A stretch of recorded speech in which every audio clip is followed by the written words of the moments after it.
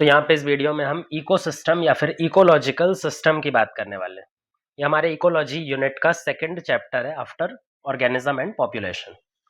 अब एक इकोसिस्टम या फिर इकोलॉजिकल सिस्टम एक इंडिपेंडेंट फंक्शनल सिस्टम होता है नेचर के अंदर में। एक ऐसा सेटअप या फिर एक ऐसा सिस्टम जो अपने इंडिपेंडेंट अपने आप को मेंटेन कर सकता है और मेंटेन करने के अलावा फंक्शन भी परफॉर्म कर सकता है। इसे बोला जाता है इकोसिस्टम। इकोसिस्टम के अंदर में हम जो एक एरिया में मिलने वाले जितने भी इंटरेक्शन है, चाहे वो लिविंग ऑर्गेनिज्म और दो लिविंग ऑर्गेनिज्म के बीच में इंटरेक्शन की बात करें या फिर लिविंग ऑर्गेनिज्म और नॉन लिविंग एनवायरमेंट के बीच में जो इंटरेक्शन चलता है वो सारे यहाँ पे कंसीडर किए जाते हैं। सो पहले हम इकोसिस्टम की एक डेफिनेशन लिखते हैं। इकोसिस्टम एक फंक्शनल एंड इंडिपेंडेंट यूनिट है। फंक्शनल यूनिट है और फंक्शनल यूनिट के होने के साथ में इंडिपेंडेंट यूनिट है। इंडिपेंडेंट यूनिट ऑफ नेचर, जिसके अंदर में लिविंग और नॉन लिविंग आपस में इंटरेक्ट कर रहे होते हैं। वेयर लिविंग ऑर्गेनिजम्स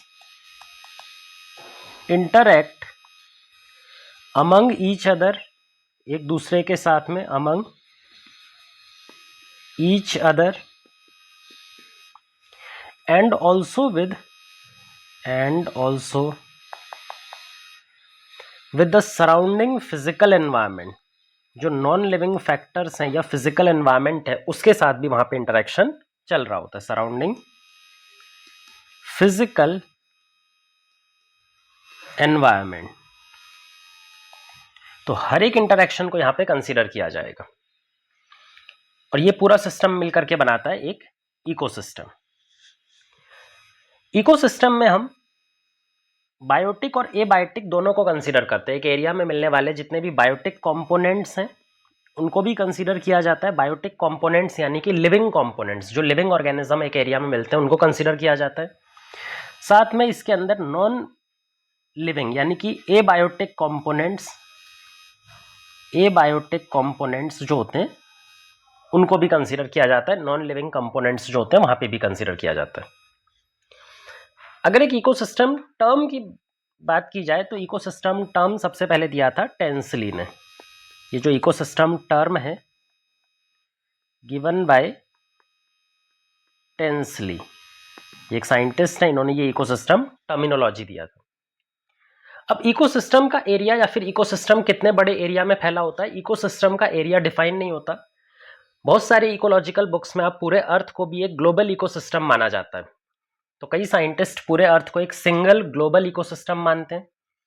लेकिन अगर स्टडी कन्वीनियंट करनी हो, हमें अगर इजी स्टडी करनी हो, तो पूरे अर्थ की एक बार में स्टडी करने की बजाय हम उसको छोटे छोटे लोकल इकोसिस्टम में डिवाइड कर देते हैं। इसीलिए हमने अर्थ पे मिलने वाले इकोसिस्टम को छोटे छोटे इकोसिस्टम्स में डिवाइड कर रखा है, जिसमें सबसे ब्रॉड क्लासिफिकेशन होता है terrestrial ecosystem and aquatic ecosystem. जो इकोसिस्टम होता है अर्थ पे उसको हम दो ग्रुप्स में डिवाइड करते हैं।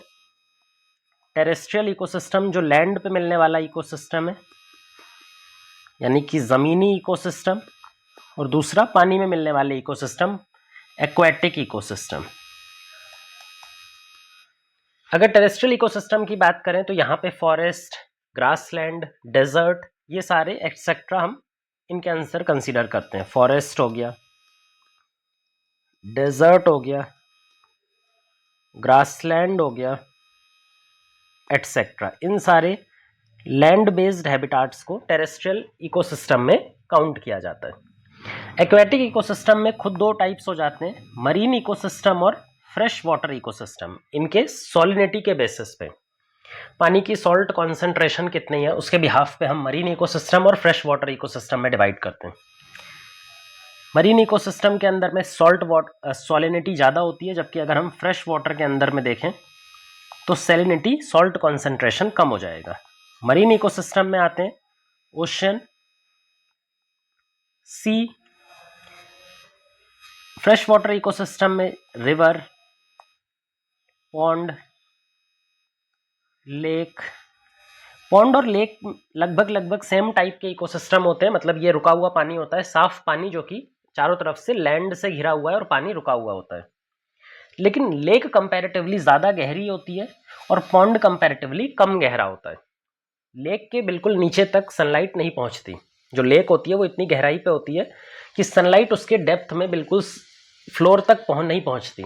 जबकि अगर पॉन्ड की बात करें तो पॉन्ड के बिल्कुल नीचे तक भी सनलाइट पहुंचती है, वो हल्की गहरी होती है। वेटलैंड्स, जहाँ पे बीच बीच में पानी भरे होते हैं, ऐसे एरियाज, तो ऐसा लैंड एरिया जहाँ पे कुछ कुछ जगहों पे बीच बीच में कई सारे डिप्रेशन होते हैं और उन डिप्रेशन में फ्रेश वाटर भरा होता है, उनको बोलते हैं वेटलैंड्स।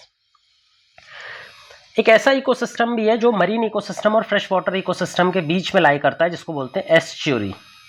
जहाँ पर कोई नदी समुद्र से या फिर ओशन से मिलती है तो उस एरिया में एक दलदल सा इलाका बन जाता है, उसी को बोलते हैं एस्च्यूरी। तो वो मरीन इकोसिस्टम और फ्रेश वाटर इकोसिस्टम के बीच का एक इकोसिस्टम एस्च्यूरी की फॉर्म में दिखाई पड़ता है।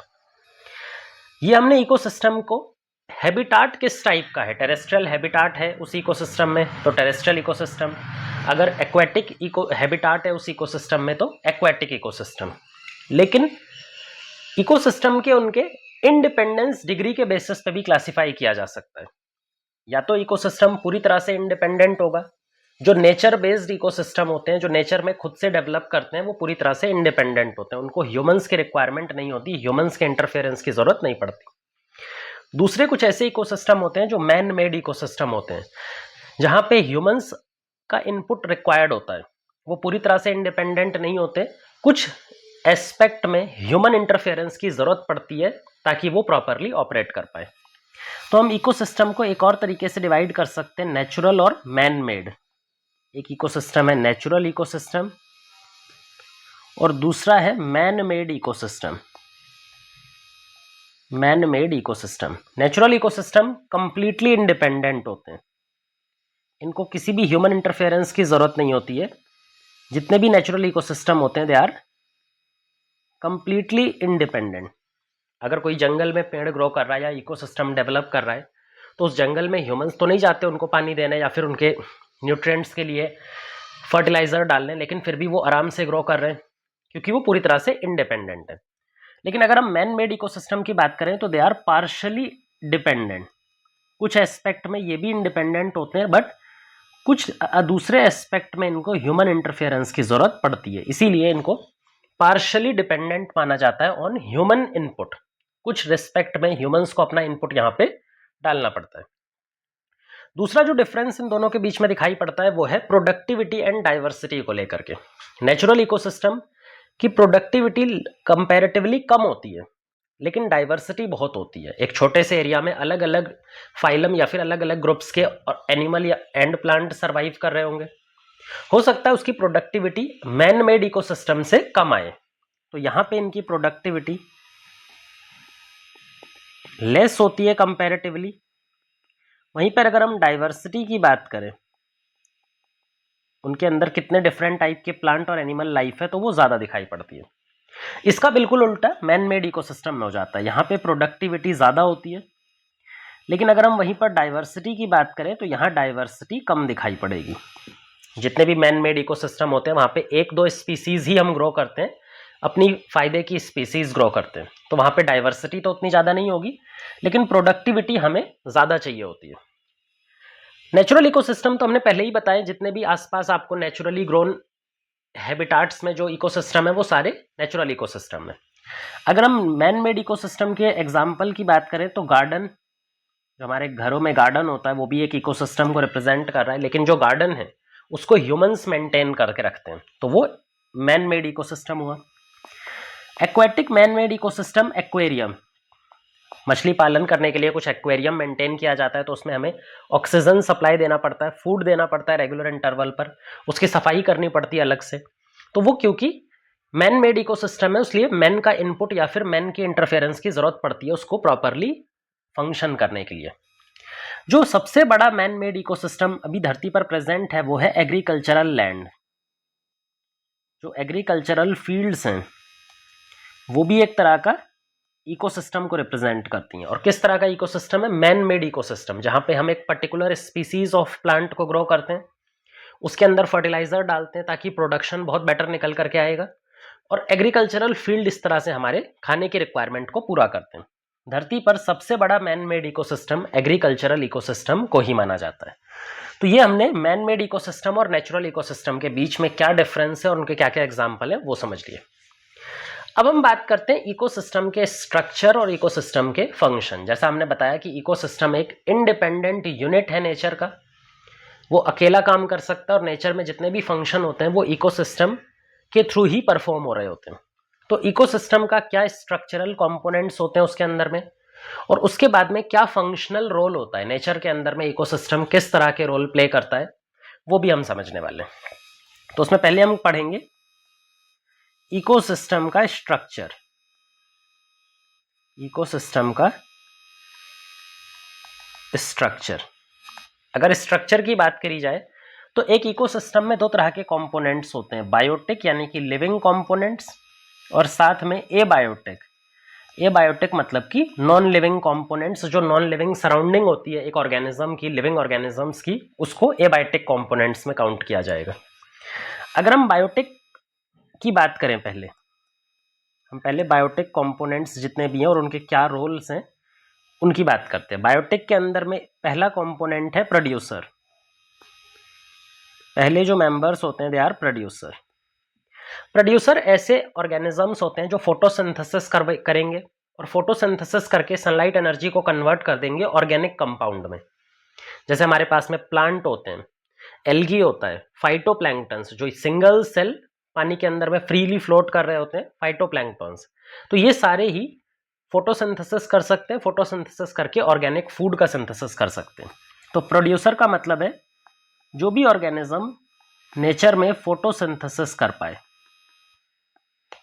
फोटोसिंथेसिस करके ऑर्गेनिक कंपाउंड सिंथेसाइज कर पाए, जिसमें एग्जांपल के तौर पे प्लांट आता है। प्लांट के अलावा फाइटोप्लैंक्टन्स जो single cell free floating microbes होते हैं जो फोटोसिंथेसिस कर सकते हैं, वो फाइटोप्लैंक्टन्स। एल्गी भी जनरली पानी में पाए जाते हैं और फोटोसिंथेसिस कर सकते हैं। तो इस तरह के ऑर्गेनिज्म जो फोटोसिंथेसिस करेंगे वो प्रोड्यूसर में काउंट किए जाएंगे। अलग अलग इकोसिस्टम में डिफरेंट टाइप के प्रोड्यूसर हो सकते हैं। कुछ में प्लांट प्रोड्यूसर की तरह काम करेंगे, कहीं पर फाइटोप्लैंक्टन्स प्रोड्यूसर की तरह काम कर रहे होते हैं, कहीं पर एल्गी भी प्रोड्यूसर की तरह काम कर रहा होता है। लेकिन यहाँ पे हमेशा फोटोसिंथेसिस कैपेबिलिटी दिखेगी। जो सेकंड कंपोनेंट है दैट इज कंज्यूमर। अब कंज्यूमर का मतलब ही है कि ये खुद से फोटोसिंथेसिस नहीं कर सकते। अगर ये खुद फोटोसिंथेसिस नहीं कर सकते, अपना ऑर्गेनिक फूड नहीं बना सकते, तो फूड ऑब्टेन करने के लिए किसी दूसरे एनिमल को या फिर दूसरे किसी प्लांट को फीड करेंगे। मतलब कंज्यूमर एक ऐसा एनिमल है जो किसी दूसरे ऑर्गेनिज्म को फीड करता है। वो ऑर्गेनिज्म प्लांट भी हो सकता है और एनिमल भी हो सकता है। Animals that feed other organism, जो किसी दूसरे ऑर्गेनिज्म को फीड करेगा। अब ये जो दूसरा ऑर्गेनिज्म है जिसको ये एनिमल फीड कर रहा है, अगर ये प्लांट है, अगर ये कंज्यूमर किसको खा रहा है, प्लांट को, तो इस कंज्यूमर का नाम हो जाएगा हर्बीवोर।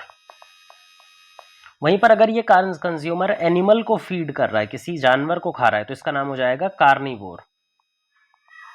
तो इसका नाम क्या हो जाएगा, कार्निवोर। तो इस तरह के दो तरह के कंज्यूमर हमारे पास में अवेलेबल होते हैं। कंज्यूमर के बाद लास्ट एक ग्रुप है माइक्रोब्स, डीकंपोजर, यानी कि जो वेस्ट मटेरियल को डिकम्पोज करते हैं, वेस्ट मटेरियल को डिकम्पोज, उनको तोड़ के सिंपल कंपाउंड, सिंपल न्यूट्रिएंट्स में चेंज करते हैं। तो जो हमारे पास में माइक्रोब्स होते हैं, बैक्टीरिया प्लस फंजाई, वो क्या करते हैं, डेड प्लांट और एनिमल की जो रिमेन्स हैं, जब भी प्लांट और एनिमल की डेथ होती है तो उसमें ऑर्गेनिक मैटर जो बच जाता है, उनकी डेड बॉडीज जो है उनको डिकम्पोज करने का काम करते हैं माइक्रोब्स, और उनको डिकम्पोज करके न्यूट्रिएंट्स को सॉइल में वापस भेज देते हैं, और उस न्यूट्रिएंट्स को वापस प्लांट एब्जॉर्ब करेंगे और अपनी बॉडी में उसका यूटिलाइजेशन करेंगे। तो डिकम्पोजर का मतलब होता है डिकम्पोज और ब्रेक डाउन। ये किसको ब्रेक डाउन करते हैं, डेड ऑर्गेनिक मैटर, जितना भी डेड ऑर्गेनिक मैटर है, डेड ऑर्गेनिज्म की डेड बॉडीज हैं, उनको क्लियर करने का काम माइक्रोब्स कर रहे होते हैं। तो ये तीन तरह के बायोटिक कंपोनेंट्स किसी भी इकोसिस्टम के अंदर में देखे जाएंगे। इसमें भी अगर हमें एब्सोल्यूट एसेंशियल की बात करें, मतलब ऐसे मेंबर्स जो किसी भी इकोसिस्टम में हमेशा पाए ही जाने चाहिए, जिनके बिना इकोसिस्टम बन ही नहीं सकता, सस्टेन ही नहीं कर पाएगा, तो इन तीन में से दो ऐसे कंपोनेंट्स हैं, दो ऐसे मेंबर्स हैं जिनका होना एब्सोल्युटली नेसेसरी है। तो जिनमें बताया जाएगा producer and decomposer, producer plus decomposer, ये दोनों का होना किसी भी इकोसिस्टम को काम करने के लिए सबसे ज़्यादा जरूरी है। बिना इन दोनों के अगर इनमें से आप किसी भी एक को हटा दोगे तो इकोसिस्टम काम नहीं कर पाएगा। हो सकता है कि ऐसा इकोसिस्टम हो जहाँ पे कंज्यूमर ना हो, बिना कंज्यूमर के भी इकोसिस्टम चल सकता है, लेकिन बिना प्रोड्यूसर और बिना डिकम्पोजर अगर इनमें से एक भी नहीं है तो इकोसिस्टम कभी वर्क नहीं कर पाएगा। क्योंकि प्रोड्यूसर प्लांट्स होते हैं जो कि सनलाइट को कैप्चर करके बायोमास बनाते हैं। एक बार बायोमास बन गया तो जब इसकी डेथ होगी तो इसकी डेथ होने के बाद में माइक्रोब्स इसको फीड करेंगे या फिर डिकम्पोजर्स जो हैं, जो डिकम्पोजर हैं वो इसको डिकम्पोज करेंगे और वापस से न्यूट्रिएंट्स में इसको कन्वर्ट कर देंगे जो नया प्लांट एब्जॉर्ब करेगा। तो न्यूट्रिएंट साइकिल करते टाइम न्यूट्रिएंट्स लगातार फ्लो करते हैं, इसलिए हमें दोनों की जरूरत पड़ेगी, producer plus decomposer. Biotic component of ecosystem हमने यहाँ पे खत्म किया। अब आता है next abiotic components. Abiotic components यानी कि नॉन लिविंग फैक्टर्स, जो आसपास हमारे सराउंडिंग में कंडीशंस होती हैं, जो नॉन लिविंग चीजें होती हैं, नॉन लिविंग फैक्टर्स होते हैं, उन्हीं को बोलते हैं नॉन लिविंग कंपोनेंट्स। तो सेकंड जो कंपोनेंट है that is abiotic components. Abiotic component में नॉन लिविंग कंपोनेंट्स जैसे कि वाटर, जैसे कि सनलाइट, सॉइल फैक्टर्स, सॉइल से रिलेटेड फैक्टर्स, टेम्परेचर कितना है उस एरिया में, टेम्परेचर,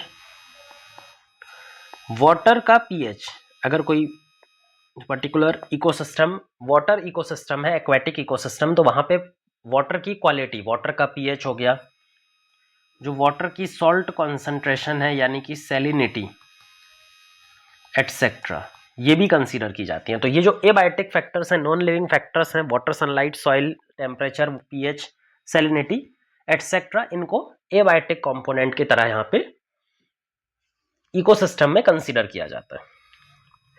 एक इकोसिस्टम का एग्जांपल एनसीईआरटी में दिया हुआ है, उसके डिफरेंट कंपोनेंट्स को जब हम समझेंगे तो इकोसिस्टम का सारा स्ट्रक्चर आपको खुद ही समझ में आ जाएगा। तो एनसीईआरटी में जो हमें एग्जांपल दिया हुआ है इकोसिस्टम का वो है pond ecosystem. Pond ecosystem, pond ecosystem का मतलब है कम गहरा पानी, शैलो फ्रेश वाटर। यहाँ पे जो गहराई होती है वो कम होती है, शैलो होती है, और पानी कैसा होता है, फ्रेश वाटर, मतलब उसकी सॉल्ट कॉन्सेंट्रेशन कम होगी। तो ऐसा पानी, इसके अंदर में इकोसिस्टम कंपोनेंट्स हमें समझने हैं। पहले हम बायोटिक कंपोनेंट्स को समझने वाले हैं। जो बायोटिक कंपोनेंट्स हैं उसमें प्रोड्यूसर। अब पानी के अंदर में, पॉन्ड के अंदर में प्रोड्यूसर की तरह कौन काम करेगा, प्रोड्यूसर की तरह यहाँ पे फाइटोप्लैंक्टन्स, जो free floating single cell photosynthetic organisms हैं यानी कि फाइटोप्लैंक्टन्स हैं, वो यहाँ पे प्रोड्यूसर की तरह काम करते हैं। इनके अलावा एल्गी, कई सारे एल्गी होते हैं पॉन्ड के अंदर, वो भी फोटोसिंथेसिस कर सकते हैं, वो भी प्रोड्यूसर है। डिफरेंट टाइप के प्लांट्स भी पॉन्ड में पाए जाते हैं। वो प्लांट्स कैसे हो सकते हैं, फ्लोटिंग प्लांट्स हो सकते हैं जो पानी में फ्रीली फ्लोट कर रहे होते हैं, इधर उधर मूव कर सकते हैं। मार्जिनल, जो किनारे पे लगे होते हैं पॉन्ड के, जिनको बोलते हैं मार्जिनल प्लांट्स, ये भी काउंट किए जाएंगे। सबमर्ज्ड प्लांट, जो पूरी तरह से पानी में डूबे हुए हैं, पानी के अंदर ग्रो कर रहे हैं, सबमर्ज्ड है, सबमर्ज्ड प्लांट भी काउंट किए जाएंगे एटसेट्रा। तो ये सारे floating plants, marginal plants, submerged plants, इसके अलावा फाइटोप्लैंक्टन्स और एल्गी, ये सब मिलकर के प्रोड्यूसर एक पॉन्ड में रिप्रेजेंट कर रहे हैं। प्रोड्यूसर के बाद आता है कंज्यूमर, एनिमल्स जो किसी दूसरे ऑर्गेनिज्म को फीड करते हैं। अब कंज्यूमर खुद भी दो तरह का है, हर्बीवोर और कार्निवोर। तो अगर हर्बीवोर और कार्निवोर में इसको डिफाइन करें तो हमारे पास में जू प्लैंक्टन आते हैं। जू प्लैंक्टन, जू प्लैंक्टन्स ऐसे फ्री फ्लोटिंग ऑर्गेनिज्म है जो फाइटोप्लैंक्टन्स को खाते हैं। क्योंकि ये फाइटोप्लैंक्टन्स को खाते हैं तो इसीलिए इनको कंज्यूमर में काउंट किया जाएगा। फिश हो गया, जो फ्री स्विमिंग फिश, जो पानी में इजीली स्विम कर रही होती है, इधर उधर घूम रही होती है, तो फ्री स्विमिंग फिश हो गई। बॉटम ड्वेलिंग फिश यानी कि बेंथिक फीडर्स, बेंथिक फीडर्स। पानी के अंदर में सॉइल की सरफेस पे, जो लेक की सरफेस होती है, वहां भी कुछ ऑर्गेनिज्म लेक की बिल्कुल सरफेस पे पाए जाते हैं जिनको बेंथिक फीडर्स बोलते हैं। कुछ भी सॉइल के ऊपर से नीचे की तरफ गिरेगा तो वहां पे जो सरफेस पे बेंथिक फीडर्स हैं वो उसको जमीन पे खत्म करते हैं, उसको वहां पे फीड करते हैं। तो कंज्यूमर्स जो हो गए जू planktons, free swimming fish, benthic feeders etcetera, जो किसी दूसरे ऑर्गेनिज्म को फीड करेंगे। इनमें से कुछ हर्बीवोर्स होंगे और कुछ कार्निवोर्स होंगे, हम यहाँ पे डिस्टिंग्विश नहीं कर रहे हैं, सारे हमने कंज्यूमर की फॉर्म में माने। थर्ड जो कंपोनेंट है दैट इज डीकंपोजर। जो डेड बॉडीज या फिर ऑर्गेनिक वेस्ट इस इकोसिस्टम में बनने वाला है उसको डिकम्पोज करने के लिए हमें डिकम्पोजर की जरूरत होगी। डिकम्पोजर जनरली माइक्रोब्स होते हैं, जैसे कि बैक्टीरिया की अगर हम बात करें तो बैक्टीरिया एक इंपॉर्टेंट डिकम्पोजर है। फंजाई की बात करें वो भी एक इंपॉर्टेंट डिकम्पोजर है। फ्लैजेलेट्स की बात करें तो ये भी एक डिकम्पोजर है।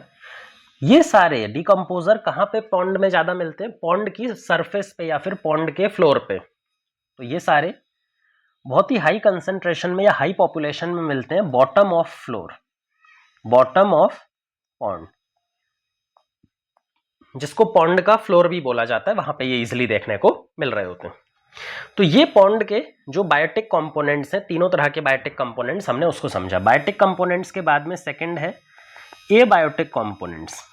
पॉन्ड के अंदर में जो एबायोटिक कंपोनेंट्स हैं वो इंपॉर्टेंट एबायोटिक कंपोनेंट्स हैं। सोलर इनपुट, कितनी सनलाइट प्लांट्स के ऊपर में, प्रोड्यूसर के ऊपर में पड़ रही है, वो डिसाइड करती है कि वो कितना बायोमास बनाएंगे, और जितना बायोमास बनाएंगे उतना अच्छा इकोसिस्टम फंक्शन कर पाएगा। क्योंकि अल्टीमेटली चाहे वो हर्बीवोर हो, कार्निवोर हो या फिर टॉप प्रीडेटर हो, हर किसी को अपना खाना या तो प्लांट से मिलता है या तो किसी दूसरे एनिमल से जो प्लांट्स से खाना लेता है उससे वो खाना ऑब्टेन करता है। तो अल्टीमेटली हर किसी ऑर्गेनिज्म का फूड सोर्स प्लांट है। तो सोलर इनपुट एक बहुत इंपॉर्टेंट हो जाता है। डे लेंथ, डे की लेंथ कितनी बड़ी है ये इंपॉर्टेंट हो जाता है। टेम्परेचर साइकिल, पानी के अंदर में एक टेम्परेचर साइकिल ऑपरेट कर रही होती है जो कि कंट्रोल करती है कि स्पीसीज कितने अच्छे से ग्रो कर पाएंगे। तो ये हमारे पास में एक पॉन्ड इकोसिस्टम का कंप्लीट स्ट्रक्चरल डिटेल हमने समझा। इकोसिस्टम का स्ट्रक्चरल डिटेल एक और कॉन्सेप्ट से समझा जाता है, दैट इज स्ट्रेटिफिकेशन। कई बार जब हम इकोसिस्टम में देखते हैं तो इकोसिस्टम में वर्टिकल लेवल पर अगर हम ऊंचाई बढ़ाते हुए जाएं, इकोसिस्टम में हाइट इंक्रीज करते हुए जाएं, तो अलग अलग हाइट पे डिफरेंट टाइप की स्पीसीज या फिर डिफरेंट टाइप की पॉपुलेशन दिखाई पड़ती है। तो ये जो वर्टिकल डिस्ट्रीब्यूशन स्पीसीज का एक इकोसिस्टम में दिखाई पड़ता है, इसी को बोलते हैं स्ट्रेटिफिकेशन। स्ट्रेटिफिकेशन क्यों किया जाता है? स्ट्रेटिफिकेशन की मदद से रिसोर्स यूटिलाइजेशन को ज़्यादा बेटर करना होता है। जब हम अलग अलग लेवल्स पे अलग अलग स्पीसीज या पॉपुलेशन ग्रो करेंगी तो बेटर रिसोर्स यूटिलाइजेशन हो पाता है। तो कैसे बेटर रिसोर्स यूटिलाइजेशन होता है, क्या होता है स्ट्रेटिफिकेशन, वो हमें समझना है। स्ट्रेटिफिकेशन,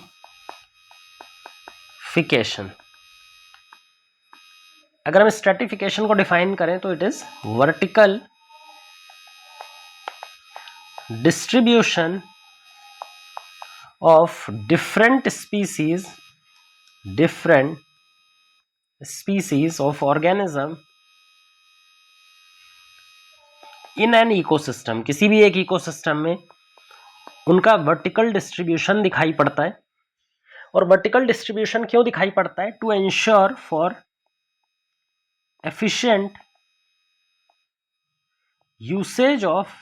efficient usage of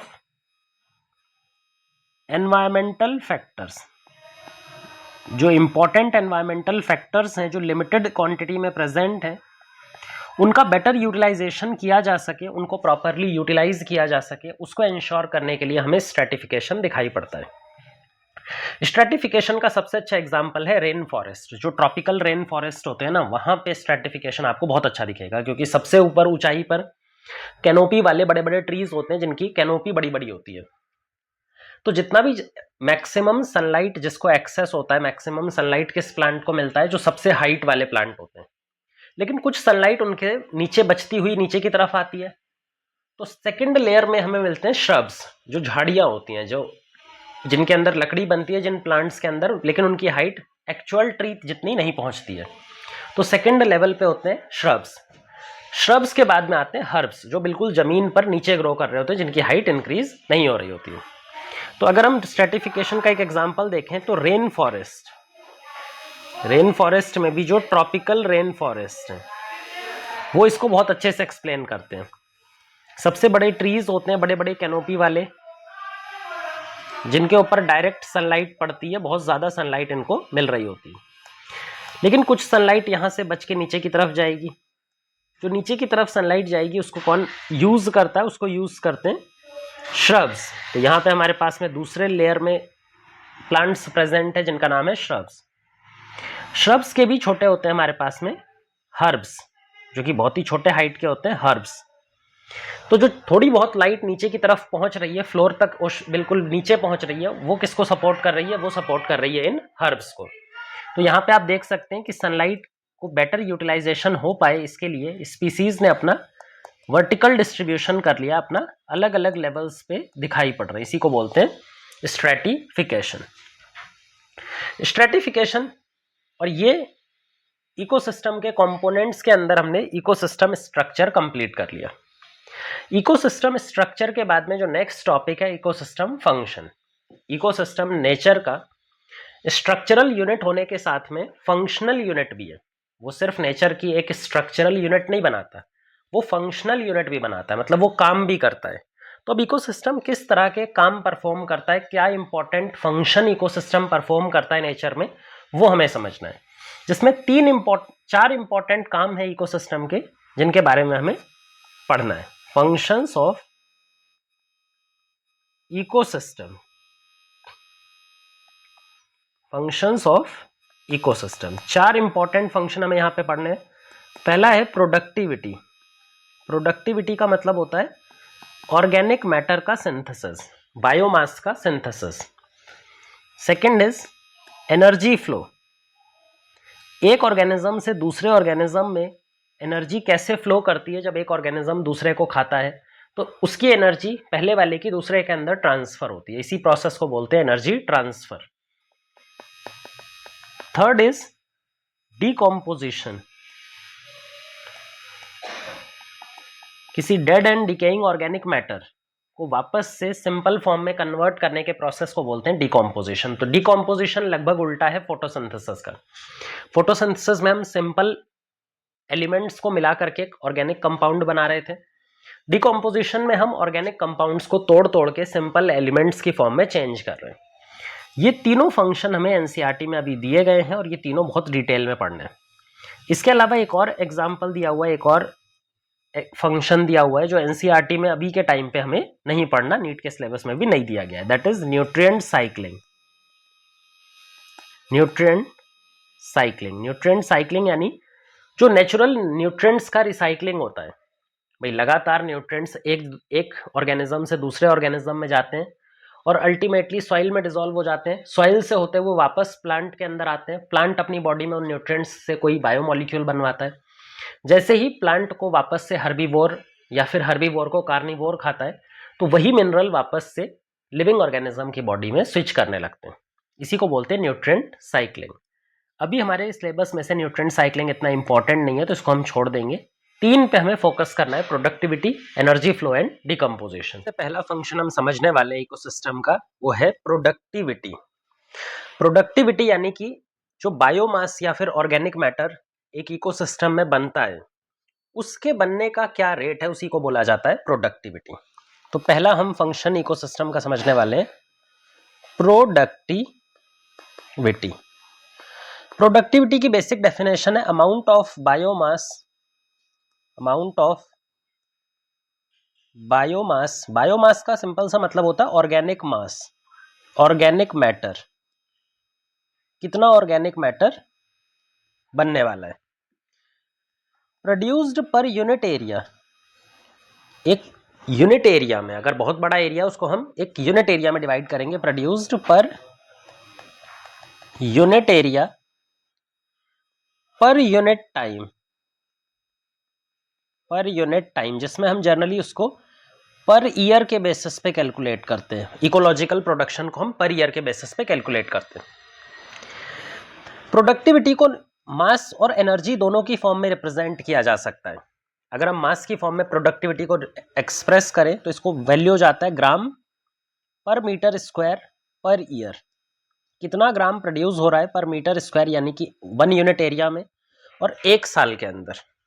या फिर इसको एनर्जी की टर्म्स में, किलो कैलोरीज की टर्म्स में भी प्रेजेंट किया जा सकता है। कितने किलो कैलोरीज एनर्जी प्रोड्यूस हो रही है पर मीटर स्क्वायर 1 यूनिट एरिया में 1 साल के अंदर पर ईयर। तो हम एनर्जी और मास दोनों की यूनिट में इसको रिप्रेजेंट कर सकते हैं। जो इकोलॉजिकल प्रोडक्टिविटी होती है वो 2 टाइप्स की होती है, primary productivity and secondary productivity. ये चीज डिपेंड करती है कि बायोमास का जो प्रोडक्शन है वो प्लांट्स के थ्रू हो रहा है, प्रोड्यूसर के थ्रू हो रहा है, या फिर कंज्यूमर, जो प्लांट्स के अलावा जो भी कंज्यूमर बायोमास का सिंथेसिस करता है तो उसको बुलाया जाता है सेकेंडरी प्रोडक्टिविटी। और अगर प्लांट या फिर प्रोड्यूसर कोई बायोमास बनाएंगे तो उसको बोलते हैं प्राइमरी प्रोडक्टिविटी। तो प्रोडक्टिविटी खुद भी 2 तरह की होती है। अगर हम प्रोडक्टिविटी की बात करें तो ये खुद भी 2 तरह का होता है, primary productivity and secondary productivity. Primary productivity मतलब न्यू ऑर्गेनिक मैटर, जो नया ऑर्गेनिक मैटर बन रहा है बाय प्रोड्यूसर्स थ्रू फोटोसिंथेसिस। जो प्रोड्यूसर्स हैं वो फोटोसिंथेसिस परफॉर्म करते हैं और फोटोसिंथेसिस परफॉर्म करके ऑर्गेनिक मास, बायोमास का सिंथेसिस करते हैं। वो बायोमास सिंथेसिस बुलाते हैं हम प्राइमरी प्रोडक्टिविटी। सेकेंडरी प्रोडक्टिविटी बिल्कुल चीजें सेम है, सिर्फ यहाँ पे किसके थ्रू प्रोडक्शन हो रहा है, कंज्यूमर के थ्रू। चाहे वो हर्बीवोर कंज्यूमर हो चाहे फिर कार्निवोर कंज्यूमर हो, लेकिन अगर कंज्यूमर किसी दूसरे ऑर्गेनिज्म को फीड करेगा और फीड करके अपनी बॉडी में नया बायोमास बनाएगा, अपनी बॉडी का बायोमास इंक्रीज करता है, तो इस तरह के प्रोडक्टिविटी को बुलाते हैं सेकेंडरी प्रोडक्टिविटी। अब ये याद रखो कि जो बायोमास या फिर एनर्जी एक ऑर्गेनिज्म के अंदर में डेवलप करती है वो सारा का सारा वो नेक्स्ट लेवल या फिर आगे के लेवल पे ट्रांसफर नहीं कर सकता। उसमें से कुछ बायोमास, कुछ एनर्जी का यूटिलाइजेशन उसके डेली एक्टिविटीज या फिर जो उसकी डेली एक्टिविटीज को परफॉर्म कराने के लिए, रेस्पिरेटरी एनर्जी प्रोवाइड करने के लिए रेस्पिरेटरी लॉस में चला जाता है। तो जो बायोमास टोटल कंप्लीटली बनता है उसका एक पर्टिकुलर फ्रैक्शन उसके रेस्पिरेटरी एनर्जी को कवर करने के लिए रेस्पिरेटरी लॉस की फॉर्म में रिमूव हो जाता है। इसीलिए किसी भी ऑर्गेनिज्म के अंदर में organism have a respiratory loss, जिसको हम आर से रिप्रेजेंट करते हैं कि जो बायोमास उसके खुद के रेस्पिरेशन में यूज हो जाता है, उसको खुद की बॉडी के एक्टिविटीज को परफॉर्म करने के लिए यूज हो जाता है, उसको बोलते हैं रेस्पिरेटरी लॉस। अच्छा, रेस्पिरेटरी लॉस को जब हम काउंट करेंगे तो प्रोडक्टिविटी 2 तरह की आएगी, gross productivity and net productivity. एक होता है ग्रॉस प्रोडक्टिविटी। ग्रॉस प्रोडक्टिविटी मतलब टोटल प्रोडक्शन, जो भी टोटल बायोमास का प्रोडक्शन है उसको हम बोलते हैं ग्रॉस प्रोडक्टिविटी। दूसरा होता है नेट प्रोडक्टिविटी। नेट प्रोडक्टिविटी यानी कि उस ऑर्गेनिज्म के पास में जितना बचता है आफ्टर रेस्पिरेटरी लॉस को माइनस करने के बाद में जितना उसके पास में फिर भी बच जाता है उसको बोलते हैं नेट प्रोडक्टिविटी। तो ग्रॉस प्रोडक्टिविटी में से हम अगर रेस्पिरेटरी लॉस को माइनस कर दें तो हमें नेट प्रोडक्टिविटी मिल जाएगी। ठीक है, तो चाहे हम प्राइमरी प्रोडक्टिविटी की बात करें चाहे सेकेंडरी प्रोडक्टिविटी की बात करें, दोनों को हम ग्रॉस प्रोडक्टिविटी और नेट प्रोडक्टिविटी में डिवाइड कर सकते हैं। जैसे अगर हम बात करें प्राइमरी प्रोडक्टिविटी की, तो प्राइमरी प्रोडक्टिविटी में जो नेट प्राइमरी प्रोडक्टिविटी होगी it is equal to gross primary productivity minus respiratory loss. इसी तरह से अगर हमें कंज्यूमर की बात करनी है, कंज्यूमर यानी सेकेंडरी प्रोडक्टिविटी की अगर हम बात कर रहे हैं, तो उस टाइम पर भी हम सेम रखेंगे, net secondary productivity is equal to gross secondary productivity minus R. Net secondary productivity कैसे काउंट होगी, ग्रॉस सेकेंडरी प्रोडक्टिविटी में से रेस्पिरेटरी लॉस को हमें माइनस करना है। अब ये जो रेस्पिरेटरी लॉस हो रहा है और एक लेवल से दूसरे लेवल पे हम ऑर्गेनिक मैटर को कैसे भेजते हैं वो भी याद रख लीजिए आप। मान लीजिए हमारे पास यहाँ पर एक प्लांट है, प्रोड्यूसर है, ठीक है, ये प्रोड्यूसर ग्रॉस प्राइमरी प्रोडक्टिविटी में से रेस्पिरेटरी लॉस होता है, जिसके बाद बचता है नेट प्राइमरी प्रोडक्टिविटी। ये सिंपल सा है, ये इसके लेवल की बात हो गई। अब ये जो नेट प्राइमरी प्रोडक्टिविटी है इसको कौन खाएगा, इसको खाएगा डियर, यानी कि नेक्स्ट ट्रॉफिक लेवल। ये जो नेक्स्ट ट्रॉफिक लेवल है जो कि है हमारा डियर। ये जो डियर है ये इस एनपीपी को फीड करता है। ये जो प्लांट्स का एनपीपी है, प्लांट्स का नेट प्राइमरी प्रोडक्टिविटी है, इसको कौन फीड कर सकता है? डियर। डियर इसको फीड नहीं कर सकता जीपीपी को, डियर इसको फीड कर सकता है। तो एनपीपी को हम ऐसे भी डिफाइन करते हैं कि वो बायोमास जो नेक्स्ट लेवल को फीड करने के लिए अवेलेबल होता है उसको बोलते हैं एनपीपी। तो जो इसका एनपीपी है वो इसका जीएसपी हो जाएगा। इसमें से हम आर को माइनस करेंगे और हमारे पास में क्या आएगा? Net secondary productivity. Respiratory loss को माइनस करने के बाद हमारे पास में क्या है? Net secondary productivity. जो डियर का नेट सेकेंडरी प्रोडक्टिविटी है वही लायन उसको खाएगा। तो लायन का जो ग्रॉस सेकेंडरी प्रोडक्टिविटी है वो डियर का नेट सेकेंडरी प्रोडक्टिविटी के बराबर है। इसमें से रेस्पिरेटरी लॉस होगा और ये किसमें कन्वर्ट हो जाएगा? नेट सेकेंडरी प्रोडक्टिविटी में। तो इस तरह से इसका जो नेट सेकेंडरी प्रोडक्टिविटी है वो इसका जीएसपी है, इसका जो नेट सेकेंडरी प्रोडक्टिविटी है वो इसका जीएसपी है। इस तरह से आगे की तरफ हमें मूवमेंट करवाना है। जब हम 10% लॉ पढ़ेंगे तो वहां पे आजकल एक नया क्वेश्चन बनता है जहां पे 10% लॉ को इस पर्टिकुलर इक्वेशन से मिक्स करके क्वेश्चन बनाया जाता है। हमारा जो प्रोडक्टिविटी, इंपॉर्टेंट टाइप का प्रोडक्टिविटी है वो है प्राइमरी प्रोडक्टिविटी। अगर हमें मेन प्रोडक्टिविटी हम किसको मानते हैं तो that is primary productivity. Secondary productivity primary productivity का ही बाई प्रोडक्ट होता है, क्योंकि एक बार प्लांट्स ने प्रोडक्शन कर दिया उसी को बार बार दूसरे ऑर्गेनिज्म फीड करते हैं और अपना बायोमास बनाते हैं। तो प्राइमरी प्रोडक्टिविटी किन फैक्टर्स पे डिपेंड करती है वो भी हमें समझना पड़ेगा। प्राइमरी प्रोडक्टिविटी कई सारे फैक्टर्स पे डिपेंड करती है, जैसे कि एनवायरमेंटल फैक्टर्स। भाई बहुत सारे एनवायरमेंटल फैक्टर्स हैं जिसके ऊपर प्राइमरी प्रोडक्टिविटी डिपेंड करती है। न्यूट्रिएंट्स की अवेलेबिलिटी, भाई कितने सारे न्यूट्रिएंट्स अवेलेबल हैं वहाँ पे, इस पे डिपेंड करती है। फोटोसिंथेटिक कैपेसिटी, उस प्लांट की जो उस एरिया में पाए जा रहे हैं उनकी फोटोसिंथेटिक कैपेसिटी कितनी है, इस पे डिपेंड करता है। तो ये हमारे पास में नेट प्राइमरी प्रोडक्टिविटी को कंट्रोल करने वाले फैक्टर्स हैं। अगर हम पूरी दुनिया की नेट प्राइमरी प्रोडक्टिविटी की बात करें, नेट प्राइमरी प्रोडक्टिविटी की बात करें, जो एनुअल प्रोडक्टिविटी है, साल में जो प्रोडक्टिविटी निकल करके आती है पूरी दुनिया की, वो आती है 170 बिलियन टन्स। वो टोटल कितने निकल करके आती है? 170 बिलियन टन्स। इसमें से भी हम इसको दो पार्ट्स में डिवाइड करेंगे। कुछ पोर्शन जो होता है वो टेरेस्ट्रियल या फिर लैंड एरिया वाले इकोसिस्टम की वजह से निकलता है और कुछ पोर्शन एक्वेटिक इकोसिस्टम की वजह से प्रोड्यूस होता है। टोटल में से जो टेरेस्ट्रियल का परसेंटेज है टेरेस्ट्रियल इकोसिस्टम का वो 115 बिलियन टन्स और बचा हुआ 55 टन किसका है? एक्वेटिक इकोसिस्टम का। ध्यान से देख सकते हो जो एक्वेटिक इकोसिस्टम है उसका कंपैरेटिवली जो कंट्रीब्यूशन है नेट प्रोडक्टिविटी में वो काफ़ी कम है। इसका रीज़न है सनलाइट अवेलेबिलिटी। भाई वाटर के अंदर में एक्वेटिक इकोसिस्टम में जो सनलाइट अवेलेबिलिटी होती है वो बहुत कम होती है, वो लिमिटिंग रेंज में रहती है। तो कभी भी प्लांट पूरी तरह से अपनी फोटोसिंथेसिस एबिलिटी को यूटिलाइज नहीं कर पाता, पूरी तरह से फोटोसिंथेसिस कैपेसिटी को गेन नहीं कर पाता। इस वजह से एक्वेटिक इकोसिस्टम का जो नेट प्राइमरी प्रोडक्टिविटी कंट्रीब्यूशन है वो कम निकल करके आता है।